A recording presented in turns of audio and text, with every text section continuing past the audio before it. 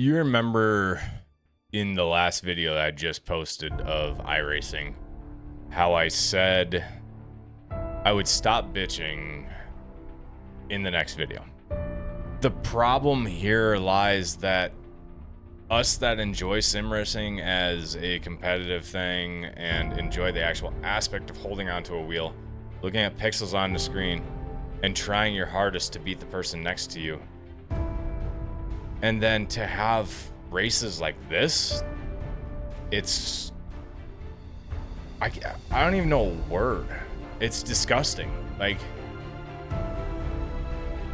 iRacing might lose a subscription because I'm paying the subscription fee, the cars, the tracks, and races like this still happen. Yeah, every now and then, sure. Every fucking race? I don't even have the desire to even turn my wheel on anymore. I guess enjoy what might be my last iRacing video.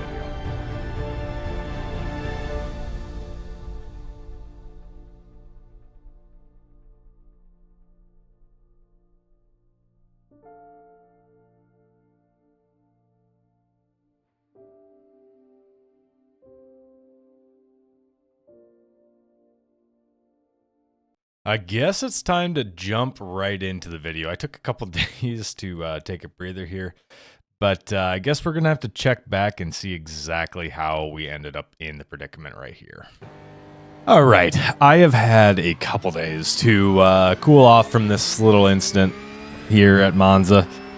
I knew going into this that the chances of getting wrecked were very high, but I figured I would start in the back of the pack, jumping into corner 1 and corner 2, starting right off the rip. Of course, you have the Moza chaos that it just happens in the S's. This is why I wanted to start in the back. I figured it would be easiest to avoid all the wrecks from the back. I knew my pace was pretty decent. Here I'm signaling to the guys behind me is, hey, slow down. We're also wrecking right up in front of us on the straight. So I was trying to give it a little indication to the people behind that, hey, slow up a little bit. I'm not trying to screw you over, just trying to prevent us from getting into another wreck. Besides that, I knew coming into Moza, that was a very good chance that I was going to wreck or get wrecked, one of the two, just because of the way the car is now. And I kind of aired my frustration. I definitely probably shouldn't have posted the short that I did that ended up getting like 22,000 views on TikTok and got screwed on YouTube just because I swore quite a bit. But I guess it's a learning lesson. I know this is all pixels. We don't have to worry about it. It doesn't do anything, but we pay for a subscription. I mean, people who spend a lot of money on sim racing understand why this is frustrating. But either way, I knew I had the pace coming up in front of us, coming out of the last two corner, well, the last second to last corner, however you want to word it. There was nothing he could do there.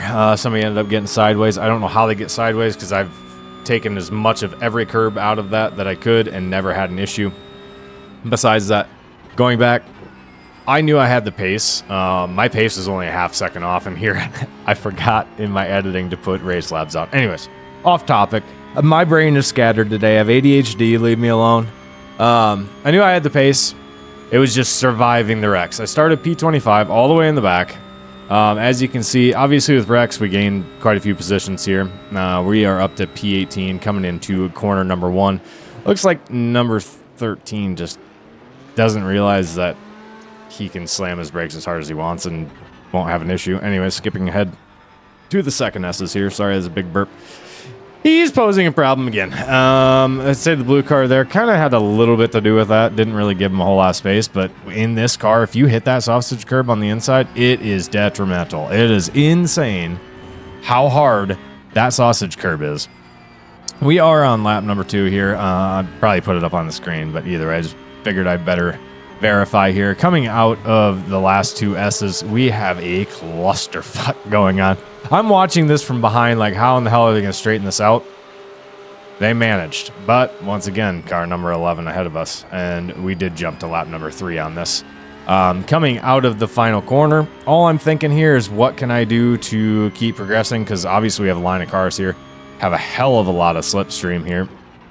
And jumping up into the second S's. Got a little antsy, went a little deep. Car again is causing issues. Car number 19 on the outside. I thought I left him enough room here. And according to this, there's plenty of room. And he shoves me off the track. Whatever, it's part of racing, you know, you lose some, you win some. I wasn't trying to take advantage of the position, but I wasn't going to let off. Number 19 here, Junior, you're a true gent here. He gave me back the spot. Obviously, he wasn't full throttle. There's no way that he was. So he gave up the spot like a true guy should. We are on lap number 4, too, by the way. Kind of skipping around here just because there's so many straights at Monza that it would get boring if I just showed you guys all the straights. Coming out of the last corner here, got a little squirmy. Coming up into the S's. We have another problem. What do you know it? It's the blue car. He cuts back, just drives through the side of him.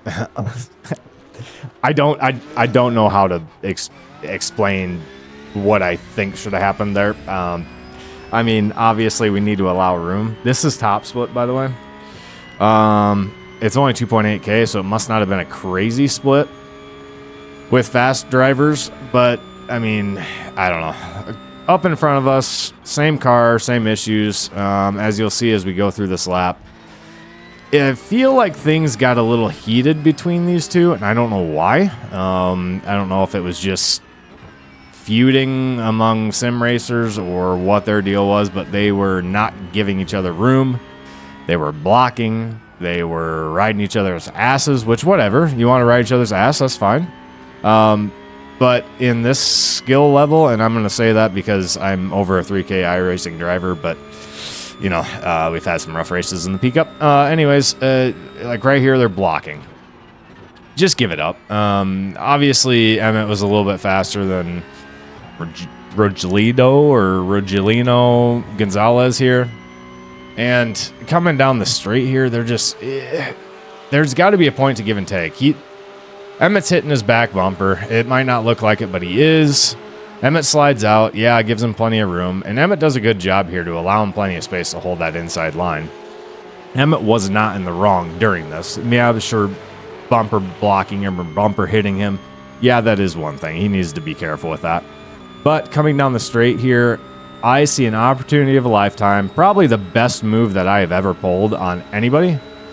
That's really not that impressive, but it's impressive that I got past both of them, had enough time to slow down after getting past them, and got through the S's here clean. I don't think I was slow out of it. I'm sure my angle coming in, I didn't really have a lot of slip. So, yeah, it might have been a little goofy coming in, but going down the straight, I don't think you should ever have to worry about this. What was the point of that? We're going to go back to my move on the front stretch. Here I am, get past both of them. I have a hell of a lot of slipstream, obviously. I just don't have the slip angle coming into the S's, so he gets a better run coming out. Sure. If he had just stayed beside me coming down this straight, I would have gave the position to him going into the next S's. I kept it as tight as I can without screwing myself here. And as you see, he just drives in this side of me. From his car angle, I don't know how to take this. Yeah, he hits me. I don't know. I'll let you guys decide. I really hope this isn't my last iRacing video. I really do. But there's got to be a point that we just chill out and we enjoy our sim rigs. We enjoy sim racing again. Hope you guys enjoyed. Catch you in the next video.